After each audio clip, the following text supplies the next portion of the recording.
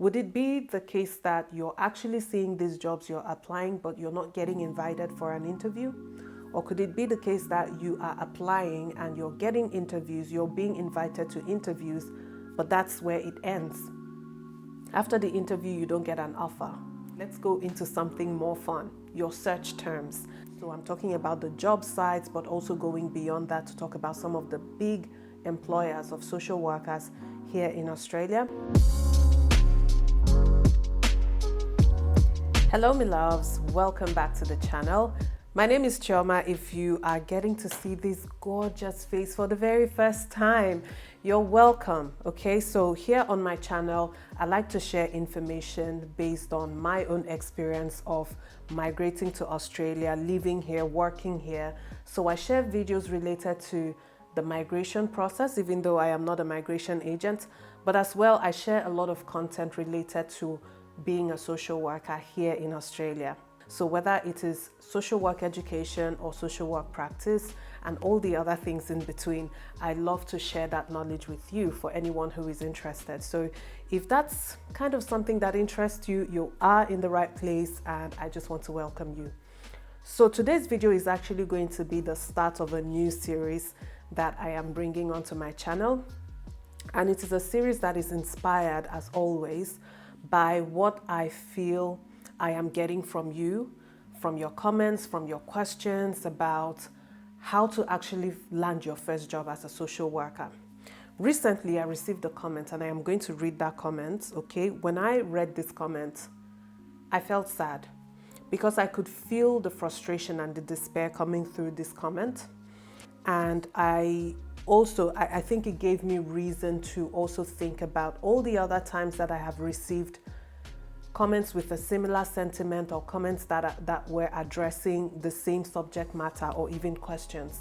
And that is why I decided to create a series out of these whole things. In this video, I am going to start off talking about how to search for these jobs. So I will be going into details about where you can search. So I'm talking about the job sites, but also going beyond that to talk about some of the big employers of social workers here in Australia. I am also going to share some information about how to actually tailor your search. So what are some of the search terms you should be using in your job hunt? I'm going to be going into all of that in this video, and then, just sprinkling a few other things here and there that I feel are kind of related to the subject matter and which I think you would find beneficial. First of all, let me read the comments. It was one that I received last week. So this person said, "Hi dear, thanks for such an informative video. Well, I am an immigrant and English is my second language. I have completed Master of Social Work. Honestly, my placement experience was not at all good, as I didn't get the chance to work under or with a social worker. I have no idea about how a social worker operates. Could you please tell me some really basic social work jobs? Please, I'm really struggling to find out some basic social work jobs." I want to believe that this person was an international student. The disappointment in not getting what they were hoping for through their placement, I can relate to that. I think I have shared some of my own experiences as well.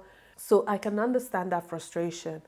And then now it seems like they're also struggling to find their first ever entry-level social work job.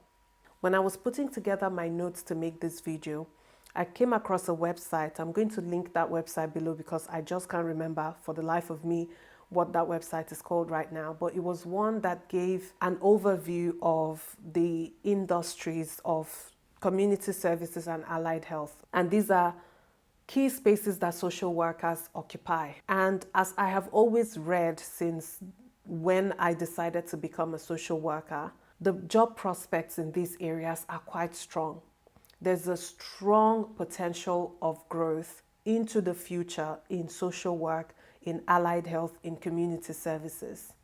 So the fact that you've not been able to find a job, I do not want you to think it is because there's a paucity of jobs in the social work space, because that is not true. That's not the case. And so if that is not the case, maybe we should be looking at something else. Maybe we want to look at how you're actually searching some of the things you can do in your search, some of the things you can do to prepare yourself, whether it means paying attention to how you prepare your job application or paying attention to your interview. Would it be the case that you're actually seeing these jobs you're applying, but you're not getting invited for an interview? Or could it be the case that you are applying and you're getting interviews, you're being invited to interviews, but that's where it ends? After the interview, you don't get an offer.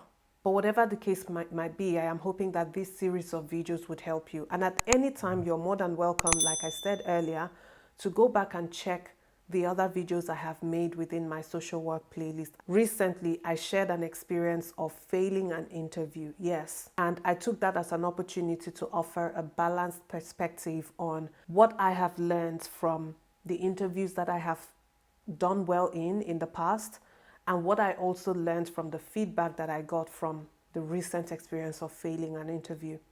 So where can you actually find these social work jobs? Where are they hiding? Entry-level social work jobs, where are you? Where are you? Where are you? And I guess to answer that question, let's begin by talking about some of the big employers of social workers here in Australia. So the government departments of health, education, and communities, these are three major employers, at the government level when it comes to allied health and also community services. They employ a lot of social workers, but as well, anybody who is interested in allied health. Now, the challenge with the government agencies or government departments might come down to your visa status, unfortunately. So some of these jobs might be strict on the requirement for you to be either an Australian citizen or an Australian permanent resident.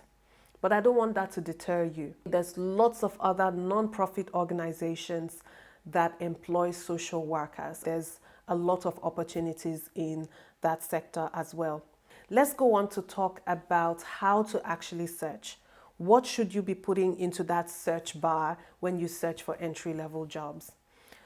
You might go the very obvious route, which is to type in entry-level social work jobs and see what it brings up. But again, if you want to tailor that down a little bit more, I would say type in social work level 1 or 2 jobs. This will bring up mostly entry-level jobs because any social worker at level 1 or 2 is still considered to be at entry level. If we're talking about big job sites, I want you to keep an eye on Indeed, on Seek, on Jora, but importantly, Ethical Jobs. So Ethical Jobs is another job site that sits confidently within the community services space. You definitely want to make Ethical Jobs a bookmark on your browser so that you can check regularly. And of course, all these job sites have options for you to filter your requirements. So you can filter your exact location, you can filter the exact sector you're looking at, whether it's community services or you're looking for something in health or something in education. So having said all of that, let's go into something more fun, your search terms. I've already given you one option, which is social worker grade 1 or 2. Let's talk about other things that you can type in there. I have notes here, so when you see me looking that way, I am just referring to my notes. So you can type community worker, intake worker, case worker, welfare officer. So yes, there might be a little bit of work for you to then filter through the results and see which ones are relevant to your search or relevant to your goals. But these are some of the key terms that you can use. Casework and intake work are usually at entry level, so please use that. Now, another thing that I thought is important to mention here would just be general advice around how to build your confidence as a social worker, how to build your skills, how to build your knowledge. Going back to the comment that I read earlier, this person mentioned how they felt really disappointed at the outcome of their placement. But as well, if being disappointed at that outcome translates to you not feeling confident that you can actually do the job, then maybe you want to look at other opportunities for you to build your work experience and build your confidence. And that is what brings me to pre-entry level jobs. So these are jobs that you can take up just to build some of your skills, to gain more confidence using those skills, and then going on to look for something that is more related to your skill level. When I talk about pre-entry level jobs, I am talking about jobs in the support work category. Now, support work, I know it might elicit different responses from different people. Some people are just averse to doing anything support work, and I understand that. And I am not saying that you must do support work, but I am saying for you to maybe shift your focus a little and think about some of the ways that you can build your skills. You can also do that through volunteering. I came across this section of Seek. So Seek is one of the major job sites here. I came across this sector that provides information on volunteering opportunities across different sectors. So this is what it looks like. What you can do on there is to filter your search by location and your area of interest, and it will give you all the different volunteering opportunities that are available. So maybe you want to think about this as a few things you can do before you actually go into practicing as a social worker, just to develop those transferable skills that you would be needing as a social worker.